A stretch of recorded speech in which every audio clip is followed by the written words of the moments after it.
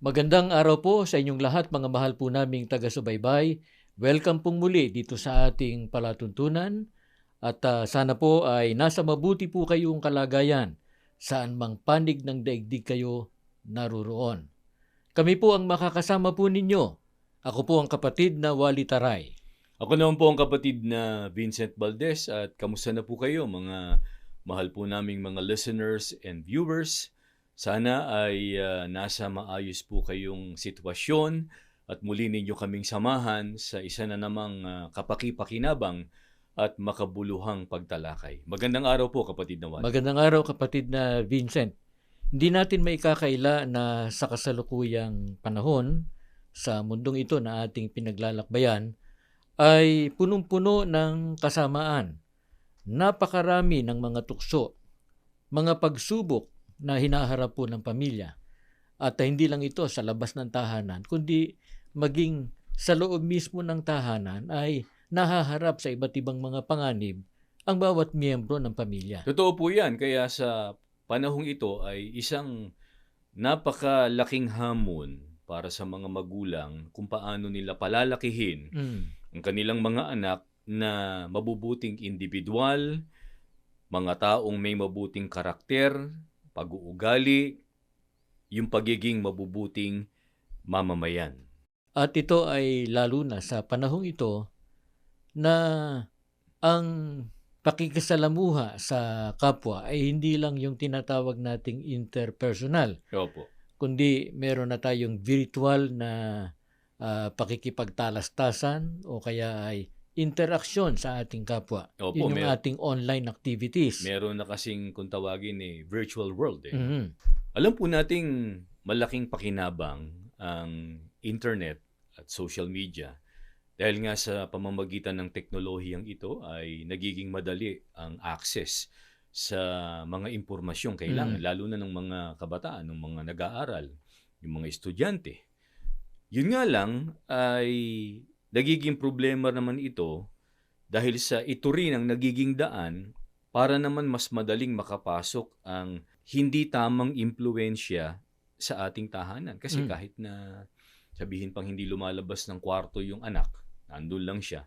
Pero ang kaharap naman ay device or gadget at naka-internet, naroon pa rin yung panganib na baka ang mga pinupuntahan niyang websites o pinupuntahan niyang mga social media platforms ay mga pinamumugaran ng mga taong ang isinusulong ay immoral na gawain o labag sa mga aral ng ating Panginoong Diyos. Kaya kapatid na Vincent at sa atin pong mga taga-subaybay, alamin po natin ang gabay ng ating Panginoon Diyos sa pamamagitan ng kanyang mga salita na nakasulat sa Biblia.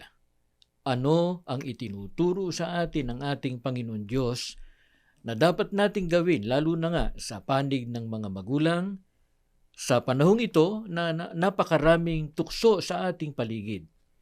Sa Kawikaan 22 at 6, ganito po ang nakasulat. Sanayin mo ang bata kung paano mamuhay sa matuwid na paraan. Sa gayon, kahit siya ay matanda na, mamumuhay pa rin siya sa gayong paraan. Napakaganda po ng pagtuturong ito ng Biblia. Ang sabi, sanayin niya ang bata kung paano mamuhay sa matuwid na paraan. Kaya, responsibilidad ng mga magulang na sanayin ang kanilang mga anak sa matuwid na pamumuhay. Nais lang nating ipapansin, kapatid na Vincent, yung binanggit dyan sa talatang binasa mo sa Biblia, kailan dapat simulan ng magulang ang pagsasanay sa mga anak o pagtuturo ng mga kalooban ng ating Panginoon Diyos. Ang banggit po ay sanayin mo niya ang bata sa makatwid mula pa sa pagkabata. Kaya ang tinatawag po na parenting o yung pagmamagulang ay dapat na sinisimulan mula pa sa pagiging bata ng anak.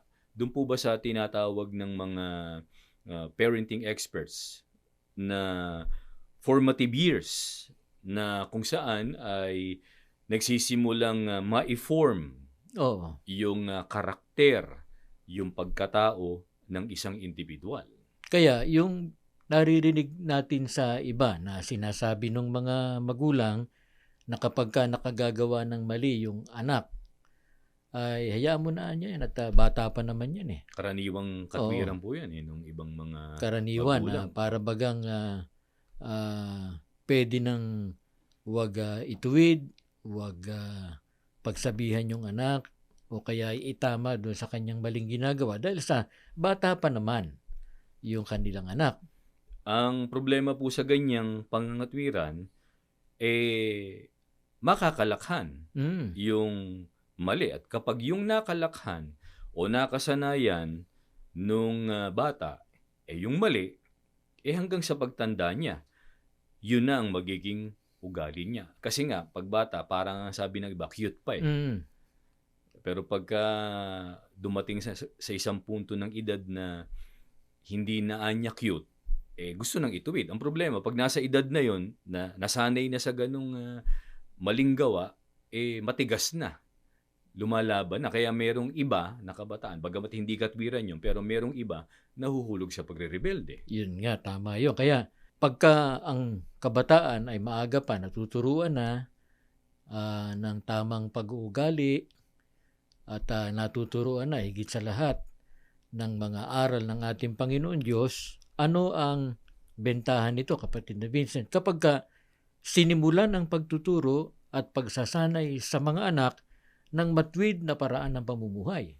Ang sabi po ng Biblia, sa gayon kahit siya ay matanda na, mamumuhay pa rin siya sa gayong paraan. Meron pa tayong nais na ipapansin, kapatid na Vincent. Ang nakalagay kasi dyan sa Biblia, sanayin mo ang bata. Opo. Kaya hindi lang basta karaniwang pagtuturo kundi dapat na sanayin. Opo, pag binasa natin sa English, yung talata, ang nakalagay ay train a child how to live the right way. Training po, pagsasanay. Opo. Paano magagawa na sanayin ng mga magulang ang kanilang mga anak, lalo na yung mga bata pa, ukol sa matuwid na pamumuhay? Sa Deuteronomio 6:1-7 ay ganito po ang nakasulat. Pakinggan po natin. Isulat ninyo sa inyong puso itong mga utos na ibinigay ko sa inyo ngayon. Unawain ninyo ang mga ito at pagkatapos ay ipaunawa ninyo sa inyong mga anak. Pag-usapan ninyo ang mga ito saan man kayo naroroon, nakaupo sa tahanan o naglalakad sa lansangan.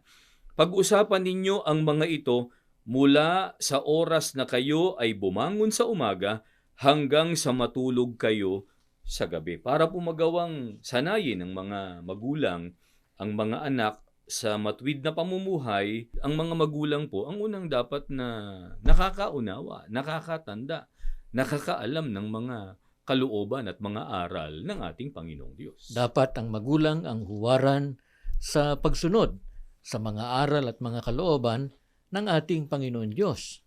At ano ang pananagutan o tungkulin na iniaatang ng ating Panginoon Diyos sa mga magulang? Ayon po sa ating binasa, ituruan niya ang mga utos at aral ng ating Panginoong Diyos sa kanilang mga anak. Kailan dapat na gawin ng mga magulang ang pagtuturo sa kanilang mga anak? Ayon po sa Biblia, sa lahat ng angkop na pagkakataon, dapat ay nagtuturo ang magulang. Ang totoo ay dapat sinasamantala po ng mga magulang yung lahat ng kung tawagin ay teaching opportunities, mga oportunidad para makapagturo sila sa kanilang mga anak. At yan din po ang dahilan kaya sa loob ng Iglesia ni Cristo may tinatag ang ating tagapamahalang pangkalahatan, ang kapatid na Eduardo Manalo, na Iglesia ni Cristo Family Hour. Po, isang aktibidad pampamilya yan ng bawat pamilya o sambahayang Iglesia ni Cristo. Ginagawa po yan once a week.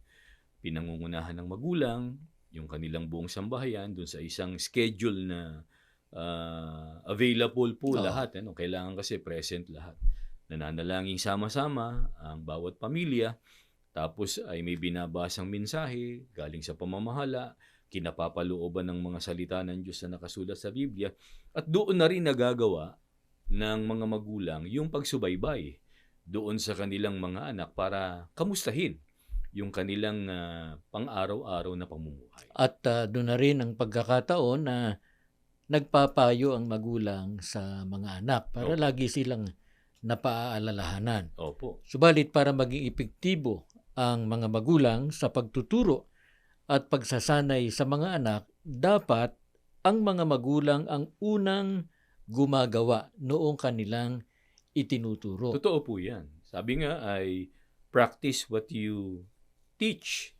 Dahil sa paano nga naman susunod ang anak sa magulang kung yung magulang ang nakikitang lumalabag o sumusuway doon sa kanilang itinuturo. Para magkabisa o maging effective ang pagtuturo natin, sabi nga ay lead or teach by example. Mhm. Kaya ang una halimbawa na pinahalagahan ng mga magulang ay ang pagsamba natin sa ating Panginoon Diyos. Opo. Hindi pinababayaan ito dapat ng mga magulang. At ang pamamahala naman ay itinatag yung tinatawag nating pagsamba ng kabataan. Para bata pa lang yung mga anak, nasasanay na Opo. sila sa pagdalo sa mga pagsamba. Opo, yung pagsamba ng kabataan sa loob ng Iglesia ni Cristo, ang paraan ng pagtuturo ng mga salita at mga kautusan ng ating Panginoong Diyos ay angkop po doon sa kaisipan at edad ng mga batang dumadalo sa pagsamba. Meron ding itinatag sa loob ng iglesia ang ating namamahala na mga kapisan ng pangsambahayan. Opo. Na ang layunin nito ay para lalong pasiglahin, patatagin ng pananampalataya, at huwag silang mabulid sa mga gawa o gawi at iba pang mga aktibidad na ikalalayo nila sa ating Panginoon Diyos. Totoo po yan. Ang isa sa mga kapisanang ito ay yung tinatawag nating kapisanang buklod. Opo. Yan ang kapisanan ng mga kaanib sa Iglesia ni Cristo na may asawa. Opo, meron din tayong kapisanang pangsambahayan na kung tawagin ay kadiwa o kabataang may diwang wagas. Oo. Meron din pong kapisanang binhi na ang mga kaanib naman ay 12 years old na bautisadong kaanib sa loob ng Iglesia ni Cristo hanggang sila ay maging 18 years old. Ang lahat ng ito, ang layunin ay para maingatan ang ating sambahayan at matupad natin kung ano yung tama, kung ano yung kalooban ng ating Panginoon Diyos. Ano man dapat na maging paninindigan ng bawat pamilya sa gitna ng napakaraming tukso at mga pagsubok na ating kinakaharap? Sa Josue 24 at 15, ganito po ang nakasulat. Ngunit marahil ay ayaw ninyong paglingkuran ng Panginoon. Dapat kayong mamili para sa inyong sarili sa araw na ito. Dapat kayong magpasya kung sino ang inyong paglilingkuran. Maaari kayong maglingkod sa mga Diyos na sinamba ng inyong mga magulang noong sila ay nanirahan sa kabilang panig ng ilog Euphrates. O maaari kayong maglingkod sa mga Diyos ng mga Amoreo na nanirahan sa lupaing ito. Subalit, para sa akin at sa aking pamilya, kami ay maglilingkod sa Panginoon. Ito po ang paninindigan ni Josue na siyang leader noon sa unang bayan ng ating Panginoong Diyos, ang bayang Israel. Palibhasa, nung panahon yun ay napaliligiran sila ng mga tukso, ng mga kasamaan, at ng maling paraan ng paglilingkod sa ating Panginoong Diyos. Pero ang sabi niya, para sa akin at sa aking pamilya, kami niya ay maglilingkod sa Panginoon. Dapat ay ganito rin ang ating paninindigan, lalo na nga sa panahong ito. Kaya anuman ang ating kinakaharap, kahit maraming suliranin, kahit na napakasama ng ating paligid, iba't iba ang mga impluwensya na iniaalok ng mga tao na maaaring yun ay magbulid sa atin sa ikalalayo sa ating Panginoon Diyos sapagkat labag sa kanyang kalooban. Pero anuman yan, dapat ang maging paninindigan ng bawat pamilya, maglilingkod tayo sa Panginoon Diyos anuman ang mangyari. Opo. Ano ang kahalagahan Kapag ka tayo ay nanatili sa mga aral ng ating Panginoon Diyos na itinuturo sa atin at ng paninindigan natin na hindi tayo papayag na mahawa sa kasamaan ng mundo. Sa Kawikaan 4:10 hanggang 13, ganito po ang nakasulat. Dinggin, anak ko, isa puso ang aking mga salita upang humaba ng ibayo ang iyong buhay.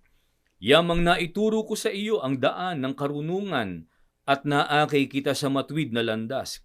Lalakad ka ng maginhawa at tatakbo ng di nadarapa. Mangapit ng mahigpit sa natutuhan mo, ito ang iyong kaligtasan, kaya ingatan mong mabuti. Ang kahalagahan po ng pananatili sa aral na itinuturo sa atin at huwag tayong pumayag na maakit ng sanglibutan. Ang sabi po ng Biblia, lalakad ka anya ng maginhawa at tatakbo ng di nadarapa. Kaya yan ang biyaya na nakalaan sa mga lingkod ng ating Panginoon Diyos na nasa matuwid na landas at isinasapuso ang mga aral o mga kalooban ng ating Panginoon Diyos. Opo. Manghawak tayong mahigpit sa mga aral ng Diyos sapagkat yan ang ating kaligtasan. Bukod diyan, kapatid na Vincent, ano pa ang mapapakinabang ng nanghahawak sa mga aral ng ating Panginoon Diyos at sa matuwid na landas? Awit 128:1 hanggang 4. Mapalad ang bawat tao na sa Panginoon ay may takot. Ang maalab na adhikay sumunod sa kanyang utos. Hindi siya magkukulang sa anumang kailangan. Ang buhay ay maligay at uunlad ang kanyang buhay. Sa tahanan ng asaway parang ubas na mabunga, bagong tanim na ulibo, sa may dulang ang anak niya. Ang sino man kung ang Panginoon buong pusong susundin, buhay niya ay uunlad at laging pagpapalain. Napakaganda ng magiging kalagayan ng buhay at pamumuhay ng sambahayan ng mga lingkod ng ating Panginoong Diyos na nanghahawak sa kanyang aral at namumuhay sa matuwid na landas. Ang sabi ng Biblia, mapalad. Ang tao sa Panginoon ay may takot. Kaya sila mapalad, hindi anya magkukulang sa anumang kailangan.